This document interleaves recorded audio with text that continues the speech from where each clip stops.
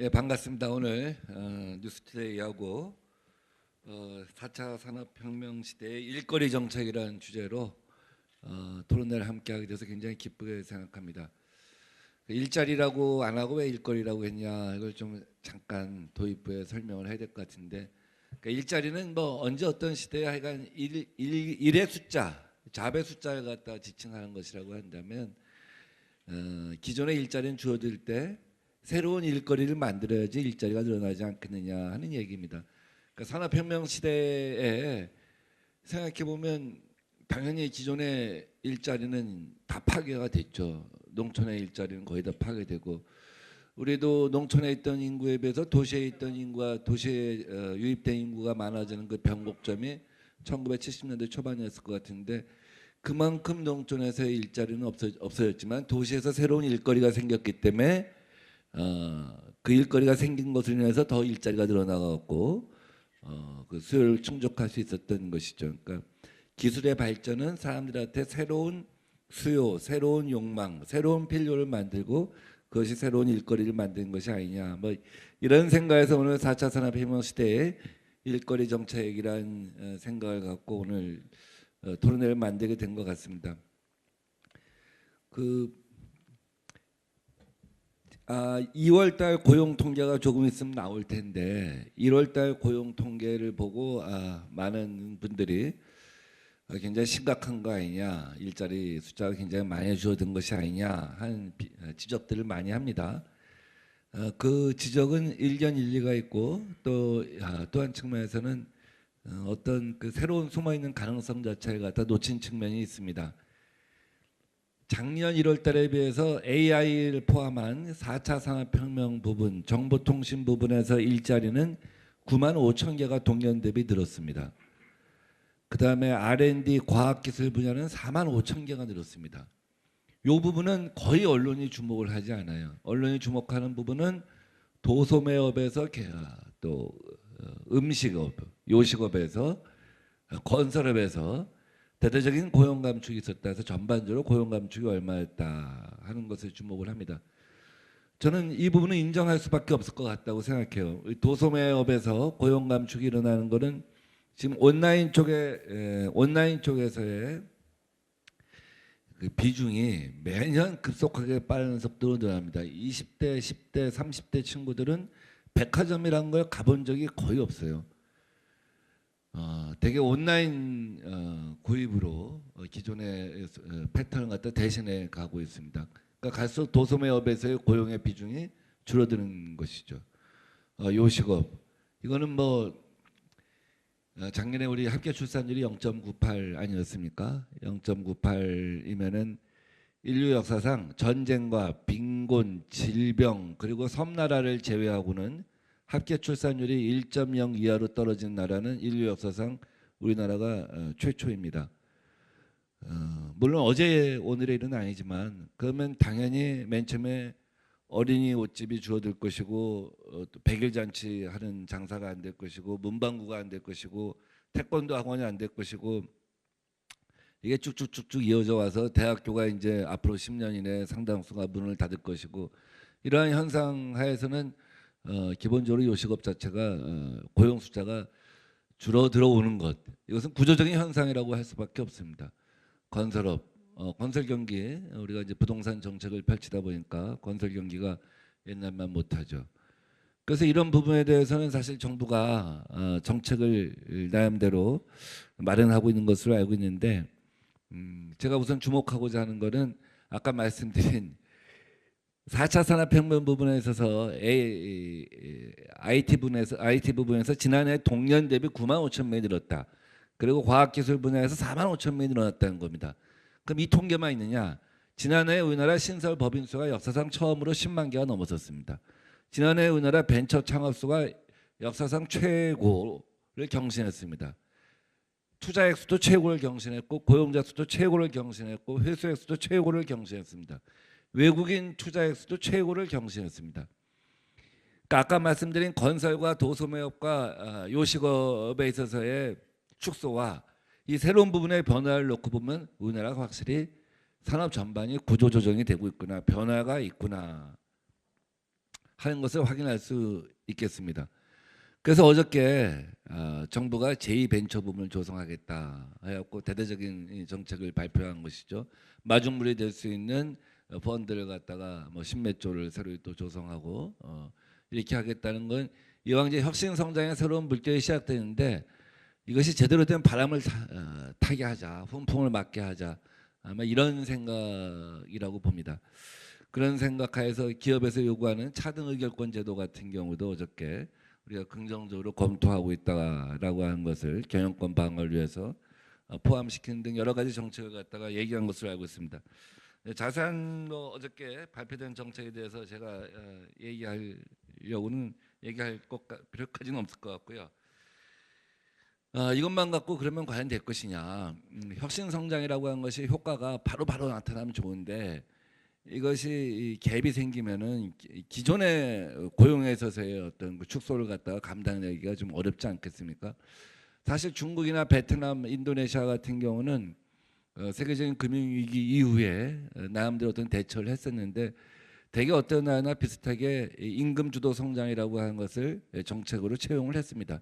중국 같은 경우는 2011년도에 향후 5년 이내에 최저임금을 2배 인상하자 하는 목표를 갖다 제시했고 실제로 인상한 곳이 상당히 있습니다.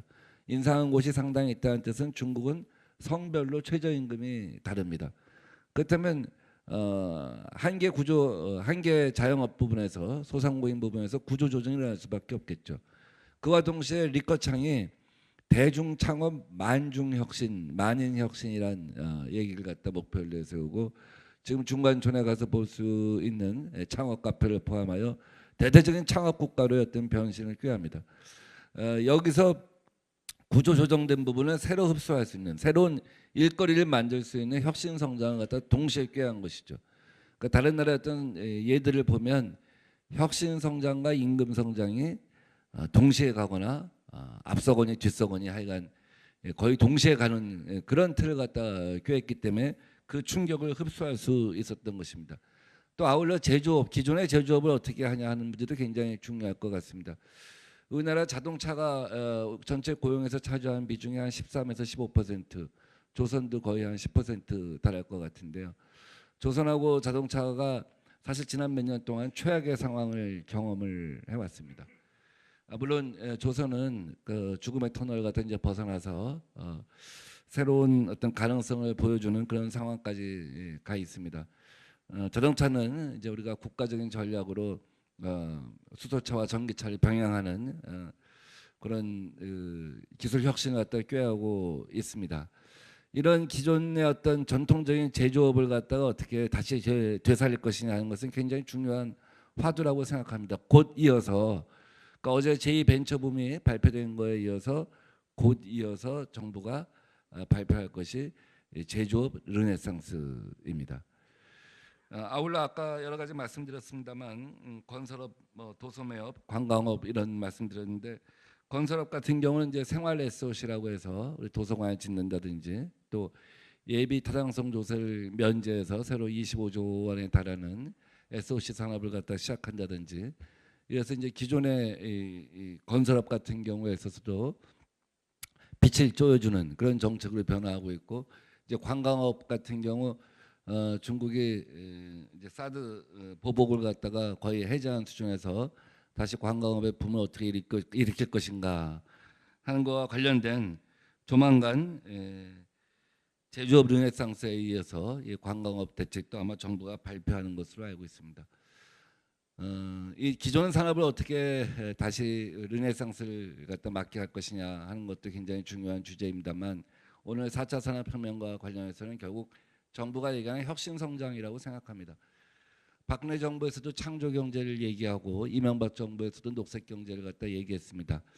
지금 정부가 얘기하는 그 4차 산업혁명 혁신 성장은 기존의 것과 무엇이 다르냐 하는 궁금증을 가질 수도 있을 것입니다. 기존의 것과 무엇이 다른 것이냐 할 때 일단은 뭐 여러 가지가 있겠습니다만 일단 규제를 갖다 전면적으로 바꾸려고 노력한 점, 기존에도 규제를 바꾸려고 했습니다만 규제를 접근하는 방법이 좀 다르다 하는 생각이 들고 오픈 이노베이션을 만들려고 한다. 그러니까 대기업이 중심이 되는 것이 아니라 공정경제라는 틀을 만들어서 바꾸려고 한다 하는 것들이 기본적으로 접근 방법에 있어서 차이가 있지 않냐 하는 생각을 해봅니다. 어느 나라 혁신 성장을 얘기할 때 그 혁신 성장의 상을 제시한 것이 굉장히 중요한 것 같아요. 가령 일본 같은 경우 소사이어티 5.0이라고 해서 일본이 만들고자 하는 4차 산업혁명 사회비를 이동권, 건강권을 중심으로 해서 생각을 합니다. 일본은 뭐 아시다시피 세계에서 가장 그 나이가 많은 사회, 초고령 사회입니다. 우리와 마찬가지로 초저 출산율 때문에 고민을 하고 있습니다. 작년에 일본에서 굉장히 오랫동안 그 아마존에서 발매 1위를 기록했던 책이 70세 사망 국회 통과입니다. 70세 사망 국회 통과.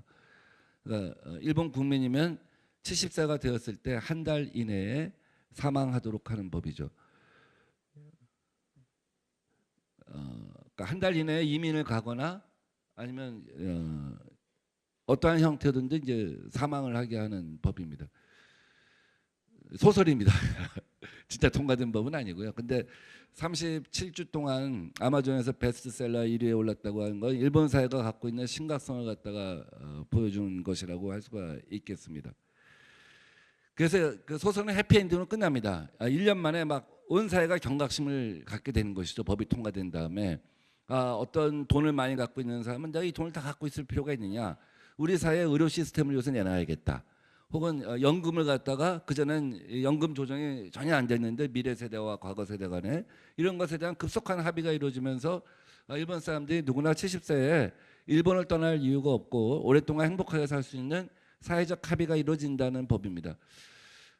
제가 드라마 이름은 기억이 안 나는데 일본에서는 또 작년에 가장 인기 있었던 드라마가 뭐냐면 국가가 사람들을 강제로 결혼시키는 그 세 번 중매 제도에 관한 겁니다. 국가가 나이가 플러스 마이너스 5년 남녀의 차이가 10년 이내에서 국가가 세 번 결혼을 갖다가 할 수 있도록 중매를 서줬는데 결혼을 그래도 안 했다.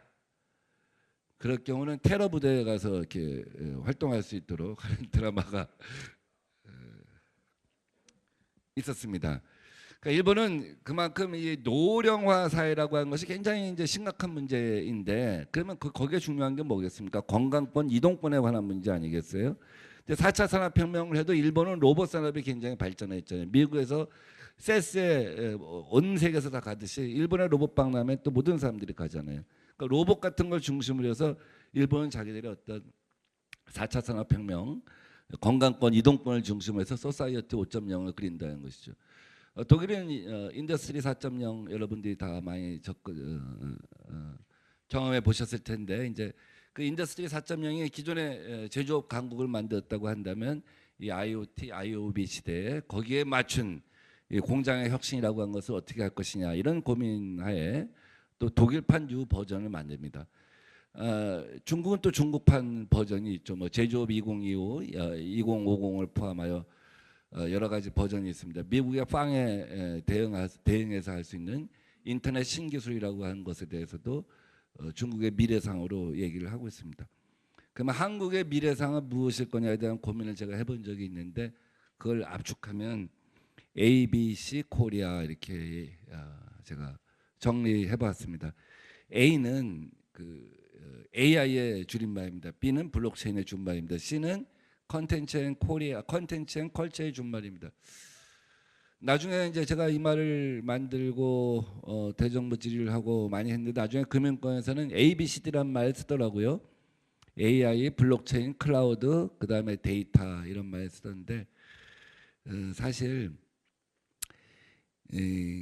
우리나라에서는 AI하고 빅데이터를 구분해서 얘기하는데 외국에서는 보통 그냥 BDAI라고 묶어서 얘기를 합니다. 빅데이터 AI. 아까 잠깐 얘기했지만 그 이세돌하고 결혼 알파고 같은 경우는 이제 10만 개의 기보를 갖다가 묶어서 그것을 고지능화한 것이죠. 그러니까 기존의 소프트웨어는 입력한 것만 갖고 거기에 따라서 결과를 도출하는데 AI는 그것을 갖다 고지능화라고 하는 차원에서 기존의 소프트웨어와는 다른 것이죠. 그래서 새로운 해법을 내놓은 것입니다. 그 기반은 빅데이터인 것이죠. 작년에 그 구글 AI 닥터가 사람 눈과 관련된 질병을 모든 질병을 3분 내에 오진율 3% 이내에서 진단한 결과를 내놓은 적이 있습니다. 3분 근데 사람 의사는 3일 정도 걸린다고 합니다. 1차 검사 결과 나오고 2차 검사 결과 나오고 그래서 오진율이 3%에서 대략 한 20가 된다고 합니다. 근데 구글의 AI 닥터는 3분 내에 오진율 3%. 그래서 백혈병 녹내장, 백내장 뭐 등등과 관련된 모든 질병을 진단할 수 있었던 것도 그런 빅데이터가 있고 그것을 인공지능이 고지능화된 인공지능이 분석할 수 있기 때문입니다. 그 다음에 사람이 할 수 있는 일은 다른 거죠. 사람 의사는 전혀 다른 거죠. 사실 인공지능 의사라고 하면 기존에 우리 사실 엑스레이도 어떻게 보면 그 시대에는 인공지능이었을지 모릅니다. 그 전에 CT, MRI 그 당시에는 그것이 인공지능이었을지 모릅니다. 인공지능 의사였을지 모릅니다. 근데 더 고지능화된 인공지능 의사가 나타난 것이죠. 그러면 사람 의사는 인공지능 의사가 기초적으로 판단한 것을 갖고 면허가 없는 의사죠. 이 의사는 마치 MRI가 면허가 없는 것처럼 CT 면허가 없는 것처럼 처방전을 못 내는 것처럼 그 사람 의사는 더 많은 시간을 갖고 사람들 환자하고 상담을 할 수가 있는 것이죠. 우리가 태어나면 다 주민등록번호를 하나씩 주잖아요. 근데 국가가 꼭 주민등록번호만 줘야 되는가? 저는 참 그런 거에 대한 궁금증이 있어요. 안젤리나 졸리라고 하는 영화 배우가 자기 고유의 그 DNA 생체 지도를 갖다가 발급받아서 보니까 특정한 질병에 걸릴 가능성이 크다고 생각해갖고 미리 절제 수술을 했다 하는 보도를 한 2년 전쯤인가 보신 일이 있을 겁니다. 클린턴이 휴먼 게놈 지도를 갖다 완성하겠다고 했을 때만 해도 그것이 몇십 조짜리 사업이었는데 지금 그 휴먼 게놈 지도가 완성이 된 지 꽤 오래됐죠. 그 개인적으로 그것을 자기가 누구나 휴먼 게놈 지도를 갖다 발급받는데 드는 비용도 지금 500만 원, 1000만 원에서 향후 몇 년 이내에 100만 원 이하 시대로 갈 수 있다고 합니다. 그 영국에서 작년에 총리가 사회적 대타협을 통해서 희귀 질병에 대한 그 데이터를 갖다가 본인들의 동의하에 수집을 해갖고 루게릭병이랄지 이런 것들에 관해서 서비스를 갖다 시작했습니다. 그것도 마찬가지로 이렇게 빅데이터가 있었기 때문에 가능한 것이죠. 만약에 우리나라가 세계에서 최초로 사람들의 자기 고유의 휴먼 게놈 지도를 갖다 발급해주면 주민등록번만 주는 것이 아니라 그와 관련해서 데이터가 만약에 10년, 20년만 쌓인다고 한다면 우리나라는 세계에서 이 부분에 있어서 바이오 메디칼 산업에서 가장 앞서갈 수 있는 나라가 아닌가 하는 생각이 듭니다.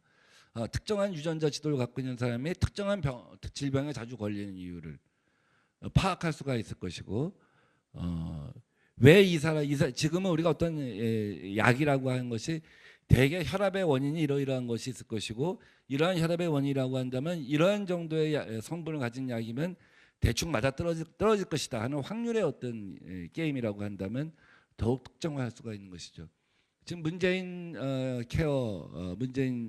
케어를 통해서 사실은 그 건강보험의 보장성을 갖다 늘리려고 하지만 지금처럼 고령화 속도가 빨라진다고 하면 감당이 안 됩니다. 지금 우리나라의 노인 진료비가 10년 전에 비해서 딱 2배로 늘었습니다. 그런데 앞으로 고령화의 속도는 더 빠릅니다. 사람이 20세 이전에 병원에 가서 쓰는 진료비하고요. 사람이 65세 이후에 쓰는 진료비는 어마어마하게 차이 납니다. 국가에서 20세 이하 진료비는 전액 무료로 해도 거의 건강보험에 지장이 없을 정도의 액수입니다. 사람이 60세 넘어서 대부분의 진료비를 쓰는데 지금과 같은 고령화 속도라고 한다면 안 되는 것이죠.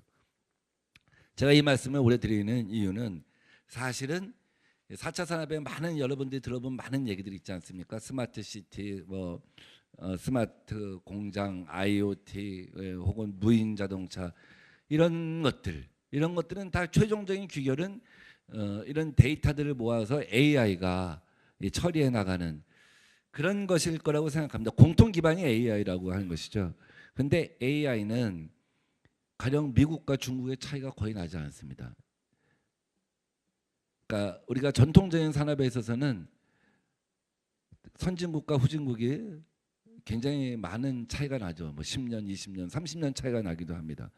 근데 이런 AI를 포함하여 새로운 분야에 있어서는 그렇게 큰 차이가 안 나요. 뭐 1년, 2년 이렇게밖에 차이가 안 나는 경우가 있고, 국가가 어떻게 하냐에 따라 굉장히 빠른 축적의 속도를 갖고 올 수도 있다고 합니다.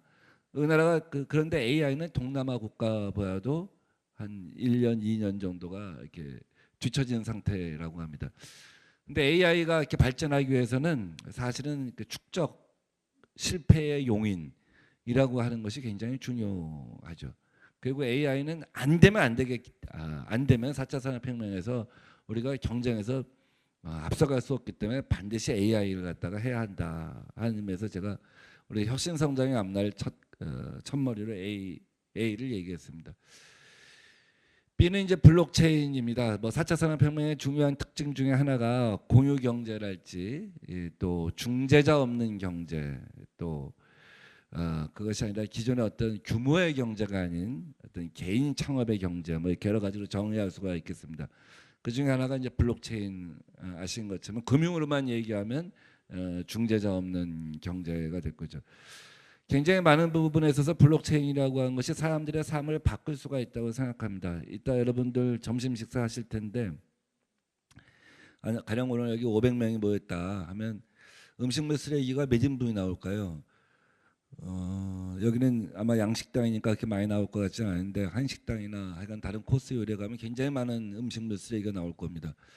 제가 한 20년 전, 30년 전에 야 이걸 어디 가서 식사 주문을 했을 때 굉장히 많은 음식물이 나오니까 만약에 옆에 팩시밀리가 있어갖고, 그 당시에 북한에서 200만 명씩 죽을 때인데 만약에 팩시밀리로 내가 먹을 것만 놔두고 나머지를 보낼 수 있다면, 혹은 우간다나 남수단이나 어떤 나라에 보낼 수가 있다면 얼마나 좋을까 하는 생각을 해봤습니다.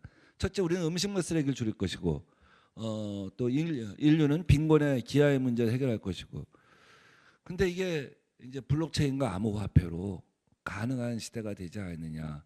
즉시 송금, 현금 인출, 뭐 법적으로 보장만 한다고 한다면 송금시의 가격으로 즉시 송금하고 중재자가 없고 확인할 수가 있고, 블록체인을 통해서 술과 담배를 쓰는지 다른 데로 쓰이는지, 정말 인류가 만약에 이것을 제대로만 활용할 수가 있다고 한다면 빈곤과 기아의 문제를 해결하고 의료랄지 교육이랄지 그 다음 문제로 갈 수도 있지 않을까 하는 생각을 해봤어요. 그만큼 블록체인이랄지 암호화폐라고 하는 것은 인류에 대한 새로운 가능성을 심어준다고 생각합니다. 아까 A가 4차 산업혁명 시대에 반드시 안 하면 안 되기 때문에 꼭 필요하다고 한다면, B는 우리나라가 세계에서 가장 앞서갈 수 있는 나라인데, 그리고 금융도 한꺼번에 바꿀 수가 있는데, 인터넷 강국이었는데 조금 더 우리가 세심하게 어떤 이 부분에 대해서 산업의 활성화에 대해서 관심을 갖는다면 급속히 성장할 수 있지 않냐 하는 아쉬움 때문에 그런 겁니다. C는 여러분들이 컨텐츠 앤 컬처 하면 금방 연상하실 겁니다. 뭐 BTS랄지 방탄소년이랄지 이런 것들 금방 연상하실 텐데, 우리 조상들이 호모 사피엔스 시절에는 일주일에 몇 시간을 일했을까요? 하루에 몇 시간을 일을 했을까요? 하루에 몇 시간을 앉아 있었을까요? 하루에 몇 시간을 드러누워 있었을까요? 아마 거의 앉아 있거나 드러누워 있지는 못했을 겁니다. 지금 동물들이 사는 것처럼 늘 경계하고 늘 생존을 위해서 움직였을 겁니다. 산업혁명 시대 일부 자료를 보면 하루에 18시간 일했다, 16시간 일했다, 노동 착취가 굉장히 심한 것으로 나타나죠. 지금 우리나라에서 주 52시간 일하자고 합니다. 유럽 같은 경우 주 40시간 혹은 주 36시간 정도 일을 합니다. 4차 산업혁명 시대에는 어쨌든 노동의 생산성이 높아지기 때문에 앞으로 20년, 30년 후에는 주 20시간 일하는 시대가 오지 않겠느냐 하는 얘기를 갖다 합니다. 굉장히 행복할 것 같은데, 그러면 그 나머지 시간의 소비라고 하는 것이 굉장히 중요한 화두가 될 수밖에 없습니다. 그러니까 시간을 소비하는 것, 물건을 소비하는 것, 돈을 소비하는 것에서 시간을 소비하는 것이 굉장히 중요한 화두가 될 수가 있는데, 그때 중요한 것이 컬처 앤 콘텐츠다. 호모 사피엔스가 이제 호모 루든스, 유의하는 인간의 시대가 온다고 하잖아요. 그래서 그러한 시대가 올 때 결국 컬처, 콘텐츠를 많이 갖고 있는 나라가 그 나라의 어떤 사람들의 건강성을 유지하고 일자리를 갖다 유지하지 않겠는가. 그래서 제 나름대로는 ABC 코리아가 사실은 우리 4차 산업혁명 시대에 우리가 앞서갈 목표가 아닌가 하는 생각을 해봤습니다. 그런데 뭐 이런 목표만 내세우면 다 되느냐, 또 벤처기업 많이 만들려고 하면 되느냐, 그건 아니죠. 뭐 이따 이제 우리 토론 발제에 나오겠지만 규제 혁신을 어떻게 할 것이냐, 또 사회 체제를 어떻게 바꿀 것이냐 하는 문제가 나옵니다.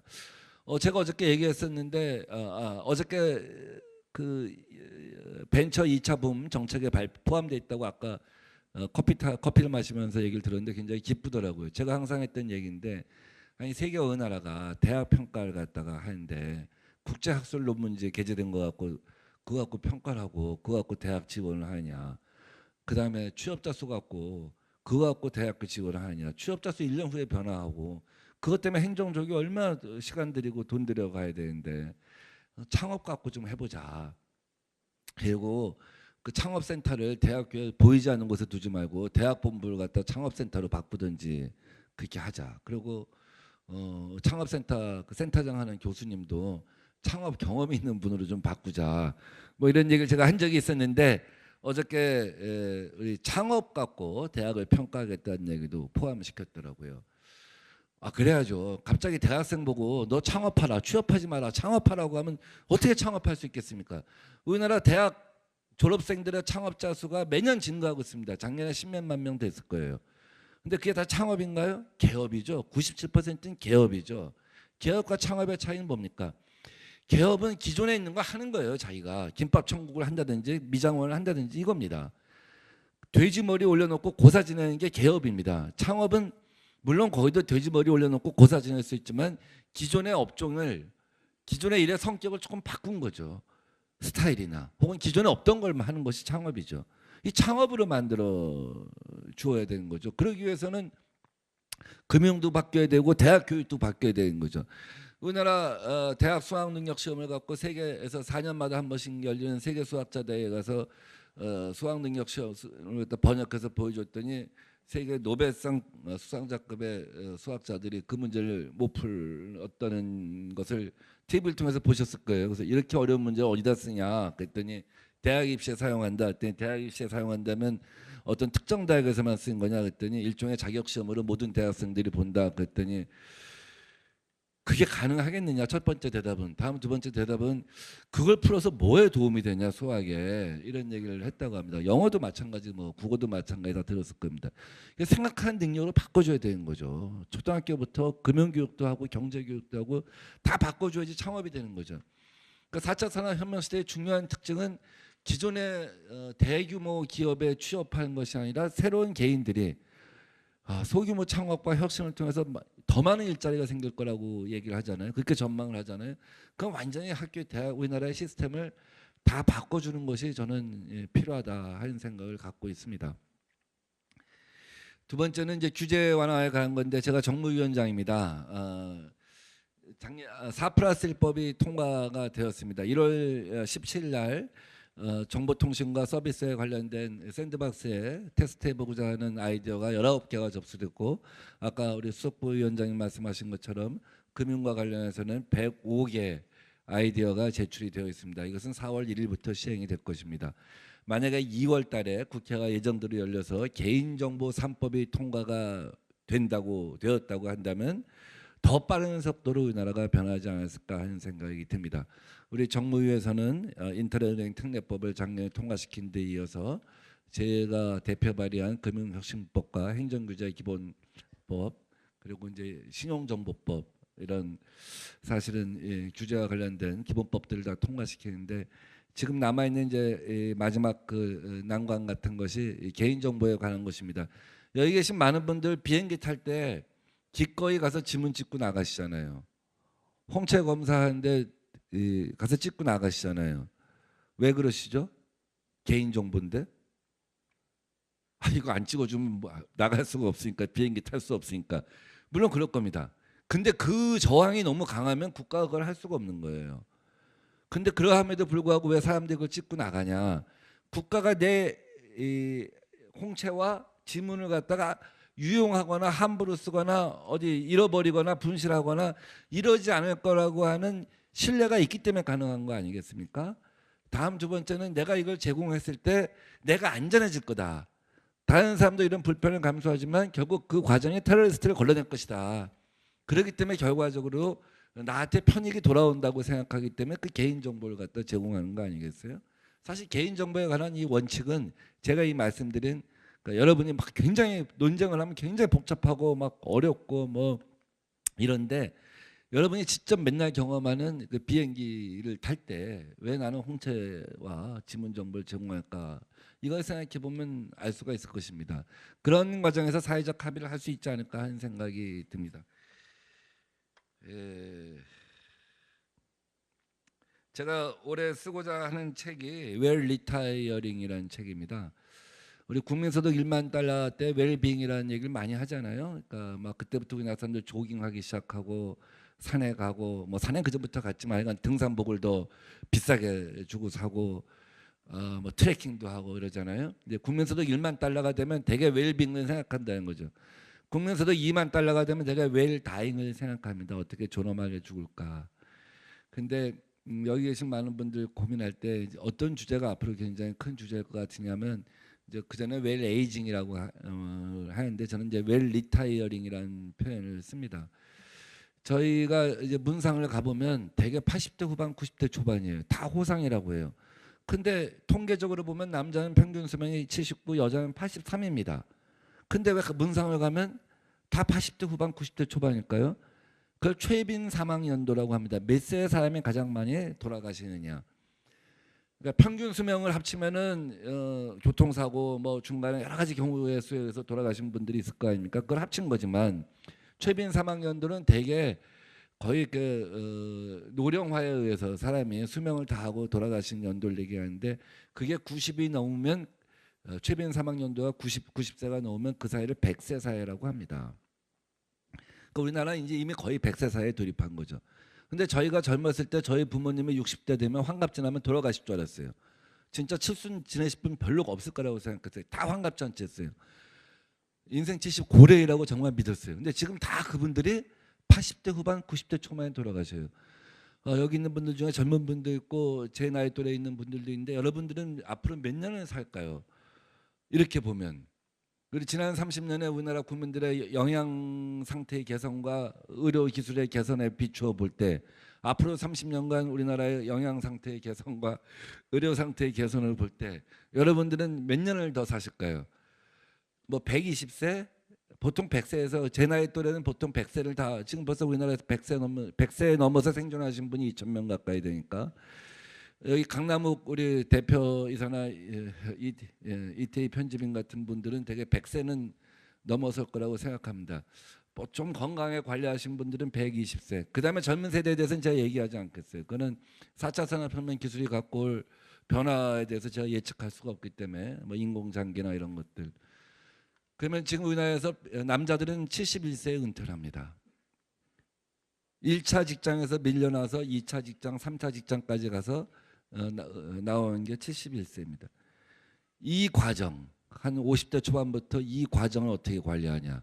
그 다음에 70을 넘어서 30년, 최소 30년을 어떻게 관리하냐.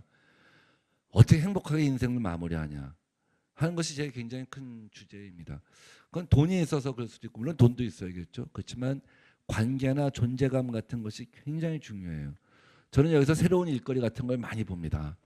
사람들한테 관계를 만들어주고 관계를 형성해주고 거기서 보람을 느끼게 해주고, 한편에서는 4차 산업혁명이 갖고 올 노동시간의 감소라고 하는 것도 있지만, 그 사람들이 건강하게 하면서 생길 수 있는 이 평균 수명의 연장, 그리고 많은 시간의 어떤 여유분, 이런 것들을 어떻게 관리해 주냐 하는 것도 앞으로는 국가적으로는 지금은 별로 준비 안 하고 있지만 굉장히 중요한 과제이고 또 일거리라고 생각합니다. 제가 두서가 없이 한 10분만 얘기하라고 했는데 제가 좀 많은 시간을 갖다가 쓴 것 같습니다. 오늘 좋은 토론 활발하게 이루어져서 아주 인사이트가 있는 토론이 돼서 우리나라 발전에 유용한 어떤 시간이 되길 기대합니다. 감사합니다.